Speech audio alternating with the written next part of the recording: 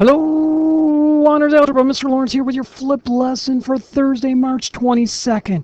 I think you guys are finally starting to get how simple these parabolas are, graphing these quadratics. Okay, here's your answer key for tonight's assignment. You can check them. I'll scroll through them, and then we'll get on with a little bit more practice. We've got to make sure you're experts at this. All right, so there's number one. Remember, the vertex is listed here and here in each one. X is 0, y is -9, and then the other 2 points are the zeros, or if there are no zeros or only 1 0, then I labeled 2 other points. So there's number 2. Feel free to pause the video if you think I'm moving too quick. Okay. There's number 3. That is -9 there. That is 1, -9 for the vertex. Didn't show up so well. There's number 4.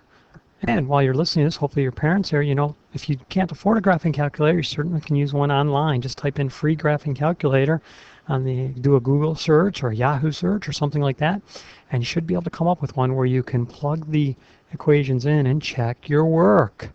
All right, there is number 5. Okay. And again, I listed the zeros. These are rounded to the nearest hundredth. Later on in Chapter 12, we will be doing exact answers. We won't be taking square roots. We'll be doing what's called radicals. All right, there's number 6. There's number 7. And there's number 8. I had extended because the way my window is set, you couldn't see the 2 extra points. Why did I pick those? Because they're easy. And remember, they're symmetrical. The the axis of symmetry goes right through the vertex, right? I think that moved on me. Okay. And notice this is 4 units away, and that's 4 units away. And they have the same y value. Exactly. The line of symmetry, x equals 4, right? Okay, let's get on with it. We're just going to do a little bit more practice of graphing parabolas. So I want you to remember step 1 was to go zero hunting. Go zero hunting. And it might be a really intelligent thing to check the discriminant first, b squared minus 4ac. Because remember, if that is greater than 0, you'll get 2 zeros, right? If that equals 0, you'll get 1 0. And if it's less than 0, you'll get no zeros, no solutions. All right? Hold on one second. Okay, so go zero hunting.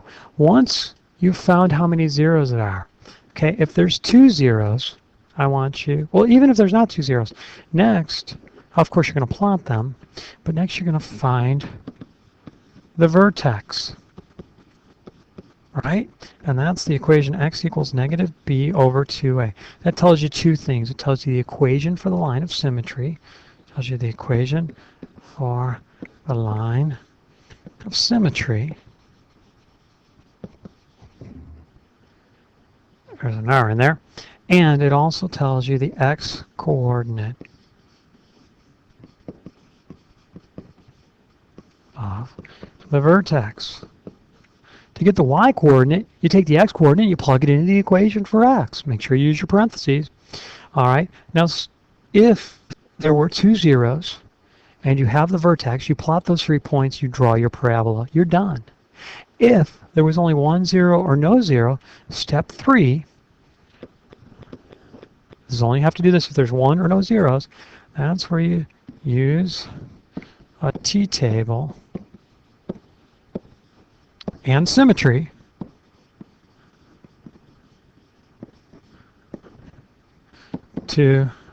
and symmetry to find 2 more points. I'm not going to do an example where there's 2 zeros. I think you guys are strong on that. All right, I am going to do an example right now where there's only 1 0, okay? And I'm going to follow these steps. All right, so let's say I have this equation. I'm going to go with y equals -x squared minus 10. Okay, Well, I do my ABC thing. A is -1, B is 0, and C is -10. I go zero hunting. I already know there's not going to be any zeros, but maybe you don't know that. So I'm going to do the b squared minus 4ac part of the quadratic formula. Right? B squared minus 4ac. It's called the discriminant, right, Matt? Okay, 2a.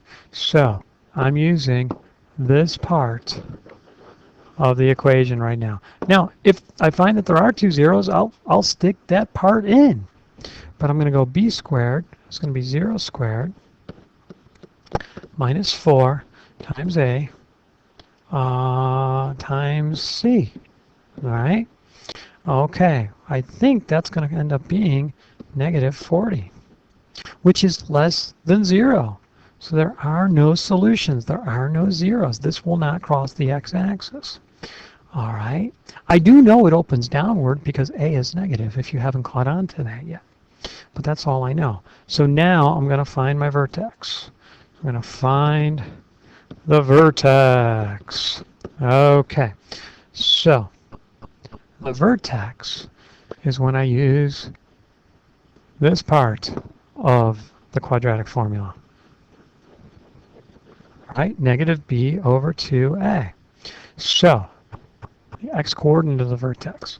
So x is going to equal -b over 2a, and that's going to be 0 over -2, which is 0. You are not allowed to get that wrong anymore. Look, a fraction is part over whole. You have 0 parts of 2 wholes. You have nothing. You have 0. You are not allowed to get that wrong. You are too smart. It is too far in the year. You cannot go to high school going, what's 0 over 2 again? I forget. No, you just need to learn it. Okay, so the my line of symmetry is at x equals 0, and the x-coordinate of my vertex is at x equals 0. Okay, I'll put that in, and I'll do my math. And when x is 0, I believe y is -10. I'm going to get some graph paper here. X is 0, y is -10. And let me see. Get a little bit bigger. Okay. When x is 0, y is -10. You know what? This isn't going to fit on my little itty-bitty graph, so maybe I'll count by 2's. 2, 4, 6, 8, 10. There is my vertex, and I know it's opening downward. Okay. Now, normally putting 0 in is a great choice because it makes the math really easy. Fortunately, if I plug 0 in, I'm just going to get the vertex out. So this time, I'll go ahead and put 1 in. I'm also going to put -1 in, but I'm not going to do any math for -1, and you'll see why. I chose 1 because I thought it'd be the simplest. So the equation is -x squared minus 10. So I've got y equals -x squared minus 10. So then y is going to equal the negative of 1 squared minus 10. Hold on one moment. Okay, so I do my little math here, and I get -1. Oops, I'm not in right mode. I get -1 minus 10, which is -11. Right? So I go to +1, -11, which would be right there. So I'm going to label this 0, -10. Label that 1, -11. And then because of symmetry, I can go 1 unit the other way and say it'll be down at -11 as well. And so I'm going to get -1, -11. Okay, so now I'm going to go ahead and draw my parabola. Oops, I must not be in draw mode. I thought I was. And it's going to go something like this. Okay. Now, I think that's all the examples. We'll get a little bit more practice in class tomorrow. But that'll be the examples. And then over the weekend, we'll start doing something new with this. All right, so this is Mr. Lawrence signing off. Have a good night, everybody.